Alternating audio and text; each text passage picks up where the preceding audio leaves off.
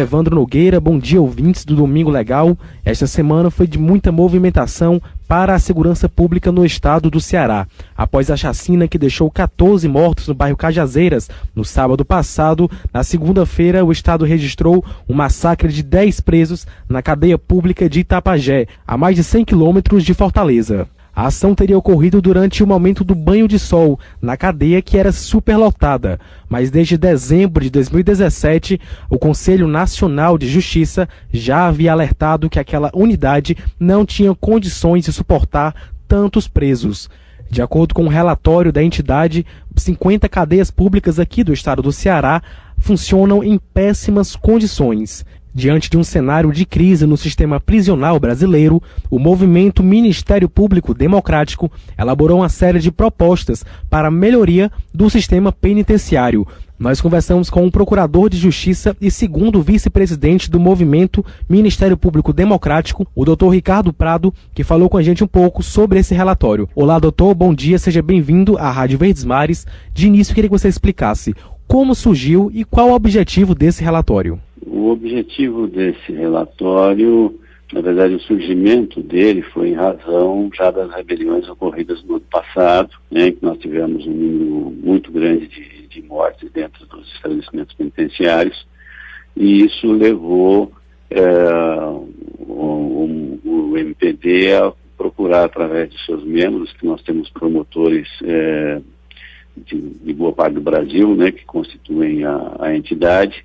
Nós procuramos nos reunir para fazer um diagnóstico do problema e algumas propostas de solução para esse caos penitenciário em que a gente vivenciou nesses últimos períodos e ainda continuamos a viver agora esses últimos dias novamente. Essas propostas, na verdade, elas incluem desde questões de alteração legislativa, a mudanças no sistema de gestão, algumas alterações, inclusive no próprio sistema da justiça, medidas de combate ao crime organizado, e a questão das drogas, que é o que tem influenciado muito esse problema que nós temos vivido, questão de focar mais na questão do tratamento também dos usuários de drogas ilícitas, e participação da prefeitura na ajuda do egresso e por aí vai. São 40 a 50 medidas, na verdade, que são propostas no documento que foi elaborado. Doutor Ricardo, entre as medidas propostas, quais as que você considera mais urgentes? É preciso, na verdade, que o Estado recupere o controle da questão penitenciária.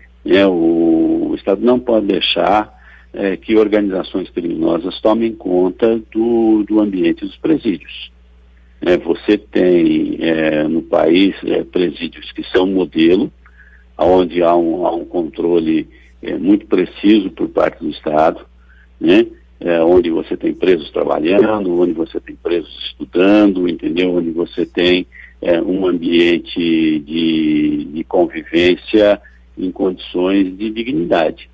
E você tem outros estabelecimentos absolutamente abandonados, onde você não tem condições de trabalho, você não tem espaço, você não tem um sistema de gerenciamento eficiente, e aí você acaba deixando com que grupos de criminosos normalmente mais violentos acabem tomando conta do ambiente. Então, essa questão do gerenciamento é extremamente importante. É óbvio que ele exige, às vezes, algumas medidas de infraestrutura, Você tem alguns estados no país que já têm um número de estabelecimentos penitenciários, etc., em condições melhores. E você tem outros estados onde a rede de sistema penitenciário ainda é muito frágil, Você tem cadeias ainda com um volume muito grande de presos, muito acima da sua capacidade, Então, essas coisas precisam você precisa de um pouco de investimento em construção de presídios? Precisa. Mas precisa também investimento em gerenciamento, em monitoramento, para que você tenha o domínio da situação. né? Uma das medidas, inclusive, propostas é que você estabeleça, você tem hoje já em rodovias do país, em estações, às vezes, de metrô, etc., um sistema de visualização à distância, né? O sistema de computação hoje permite isso, que você acompanhe o que está acontecendo em um determinado ambiente, mesmo fora de lá, né? Essa é uma tecnologia que teria que ser implantada nos estabelecimentos penitenciários. Porque se você tem uma rebelião, se você tem um problema dentro do presídio, às vezes a comunicação com o governo central demora muito. Você só vai tomar consciência do problema horas depois, né? E aí você já tem, às vezes, um número de mortes muito significativo. Se você tiver um acompanhamento em tempo real, você tem condição de agir com muito mais rapidez e retomar a situação com muito mais rapidez. Foi anunciado aqui no Ceará para este ano um concurso para agentes penitenciários. Um reforço na equipe que atua nessas unidades prisionais, por exemplo, também é uma medida necessária para combater essa crise? Sem nenhuma dúvida. Essa é uma das medidas de extrema importância, é você ter o pessoal que está trabalhando na área, um pessoal que seja qualificado, que seja remunerado suficientemente, tá? E que esteja em número, em condições de manter o controle da situação. Isso você tem no país situações muito diferentes. Você tem estados onde você tem um regime, um tratamento para os funcionários dos estabelecimentos penitenciários, que são, se não o ideal, pelo menos são bastante razoáveis. Já outros estados, a situação que o pessoal está trabalhando é muito precária. É muito precário, né? Quer dizer, o número de agentes às vezes é muito pequeno, né? O treinamento que eles recebem não é o suficiente, e a questão de remuneratória de salário, então, é degradante, né? Quer dizer, isso realmente é um problema que precisa, esse investimento é necessário. Você tem que ter um investimento em construção de presídios mínimos, sim, mas você precisa ter um investimento no pessoal que está cuidando dos presos também. Isso, eles têm absoluta razão nessa questão da reclamação. Essa questão precisa ser enfrentada de forma bastante significativa. Estamos conversando aqui com o Dr. Ricardo Prado, ele que é procurador de Justiça do Estado de São Paulo e segundo vice-presidente do movimento Ministério Público Democrático. Desde o ano passado, nós vivemos a nova realidade em que unidades prisionais são divididas de acordo com facções. De um lado, isso parece criar escritórios do crime dentro dos presídios. Por outro, isso mantém a integridade de pessoas que estão sob a tutela do Estado, mas que ele não consegue garantir a sua vida. Como equilibrar esses dois pontos? Você tem que ter algum sistema mínimo de separação. Isso não há como não fazer.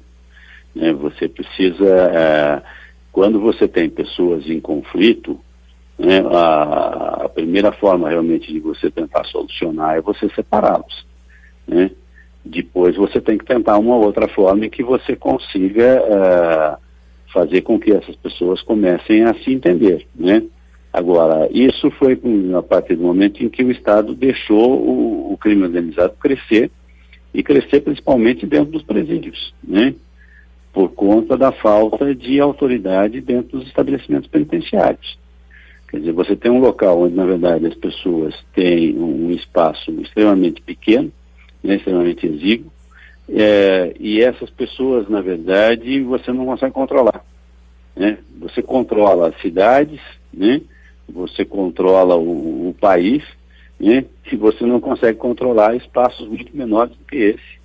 Quer dizer, há uma incoerência muito grande nisso. Quer dizer, há medidas que são possíveis de você ter o domínio sobre a situação. Agora, lideranças de grupos organizados, elas têm que serem afastadas dos seus comandados. O que é muito nítido na prática é que as ordens, elas vêm de pessoas, normalmente, as lideranças são pessoas de mais idade, são pessoas mais velhas. As pessoas que normalmente executam essas carnificinas, normalmente são jovens, são pessoas bem mais novas. Se você cortar o elo de ligação entre eles, você corta a possibilidade de você ter esse processo de execução, né? Então, a necessidade de você separar, isso não há dúvida. Agora, não é para você separar e entregar o comando a uma organização criminosa. Você tem que separar, mas quem tem que manter o comando da situação, o controle, é o Estado. Tem que ser o pessoal que trabalha para o governo. Aqui no Ceará, o Sindicato dos Policiais Civis denunciou a situação que mais de 1.000 presos em todo o estado estariam nesse momento dentro de delegacias. Em reunião com a Ordem dos Advogados do Brasil, a Secretaria de Justiça prometeu resolver essa situação em até 6 meses. Esse problema de presos em delegacias também diz respeito ao sistema penitenciário? Sim, sem dúvida. Você tem na legislação nossa os presos chamados presos provisórios. Aquela pessoa que foi presa normalmente em flagrante, né? Por exemplo, o indivíduo é preso com droga, ou é preso com arma e tal, e ainda está respondendo ao processo. Esses presos ficam em estabelecimentos provisórios. Você tem as cadeias públicas ou então os centros de detenção provisória, né? Esses ambientes, normalmente, eles não têm muita opção de trabalho, de estudo, etc. Então, assim que o preso recebe a sua sentença e recebe a pena que ele tem que cumprir, ele tem que ser removido para uma penitenciária, que é onde você tem um espaço maior e aonde você deve ter, pelo menos, a infraestrutura para que ele possa trabalhar e possa estudar. Então, a partir do momento que você tem a sentença do preso, ele teria que ser removido. E às vezes por falta de vagas, né, nos estabelecimentos penitenciários, você às vezes mantém o indivíduo na cadeia. E aí você causa um problema de superlotação, né, e aí é um dos mais sérios deles, porque o ambiente é muito pequeno, né, as celas de cadeia são muito diminutas, né, são pequenininhas, então você não tem como colocar mais gente ali. As penitenciárias normalmente têm espaço maior, né, porque elas têm previsão, inclusive, para espaço para o preso poder tomar sol, para que o preso possa jogar um futebol, entendeu, fazer um exercício físico, alguma coisa assim, né, e com isso elas têm um espaço maior. E você manter os presos realmente na cadeia, quando eles já deveriam estar em outra situação, é um dos fatores que agravam o problema, né? Certo. Doutor Ricardo, agora que esse relatório está pronto, quais são os próximos passos? Sim, nós estamos fazendo, na verdade, um processo de divulgação, né? Nós lançamos agora, recentemente, a nossa revista, onde também ele consta, e ele está sendo encaminhado também, sim, para as autoridades responsáveis da área, né? Para que elas possam tomar conhecimento e ajudar no trabalho que eles têm a executar, né? Essa foi a entrevista com o Dr. Ricardo Prado, procurador de Justiça e segundo vice-presidente do Movimento Ministério Público Democrático. Agradeço a sua participação aqui na nossa programação da Rádio Verdes Mares. E agora eu volto com você, Evandro. Domingo Legal, Rádio Verdes Mares. Rádio Verdes Mares, 810, Verdinha, a rádio do seu coração. Olá, Evandro Nogueira, bom dia, ouvintes do Domingo Legal. Esta semana foi de muita movimentação para a segurança pública no estado do Ceará. Após a chacina que deixou 14 mortos no bairro Cajazeiras no sábado passado, na segunda-feira o estado registrou um massacre de 10 presos na cadeia pública de Itapajé, a mais de 100 quilômetros de Fortaleza. A ação teria ocorrido durante o momento do banho de sol, na cadeia que era superlotada. Mas desde dezembro de 2017, o Conselho Nacional de Justiça já havia alertado que aquela unidade não tinha condições de suportar tantos presos. De acordo com um relatório da entidade, 50 cadeias públicas aqui do estado do Ceará funcionam em péssimas condições. Diante de um cenário de crise no sistema prisional brasileiro, o movimento Ministério Público Democrático elaborou uma série de propostas para a melhoria do sistema penitenciário. Nós conversamos com um procurador de justiça e segundo vice-presidente do movimento Ministério Público Democrático, o Dr. Ricardo Prado, que falou com a gente um pouco sobre esse relatório. Olá, doutor, bom dia, seja bem-vindo à Rádio Verdes Mares. De início, queria que você explicasse como surgiu e qual o objetivo desse relatório? O objetivo desse relatório, na verdade, o surgimento dele foi em razão já das rebeliões ocorridas no ano passado, né, que nós tivemos um número muito grande de mortes dentro dos estabelecimentos penitenciários, e isso levou o MPD a procurar, através de seus membros, que nós temos promotores de boa parte do Brasil, né, que constituem a entidade. Nós procuramos nos reunir para fazer um diagnóstico do problema e algumas propostas de solução para esse caos penitenciário em que a gente vivenciou nesses últimos períodos e ainda continuamos a viver agora esses últimos dias novamente. Essas propostas, na verdade, elas incluem desde questões de alteração legislativa, a mudanças no sistema de gestão, algumas alterações, inclusive no próprio sistema da justiça, medidas de combate ao crime organizado, e a questão das drogas, que é o que tem influenciado muito esse problema que nós temos vivido, né? Questão de focar mais na questão do tratamento também dos usuários de drogas ilícitas, e participação da prefeitura na ajuda do egresso, e por aí vai. São 40 a 50 medidas, na verdade.